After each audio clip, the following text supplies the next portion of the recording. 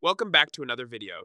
In today's video, I'll show you how to set Perplexity as your default search engine in Chrome. First, open Google Chrome. Click on the three dots in the top right corner and go to Settings.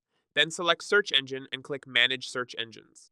Next, click Add to create a new search engine. Enter Perplexity AI as the name and paste the Perplexity search URL as shown on the screen. After entering the details, click Add. Now find Perplexity in the list, click the three dots next to it, and select Set as Default. Your Chrome browser will now use Perplexity AI for searches. To test it, type anything in the address bar and press Enter.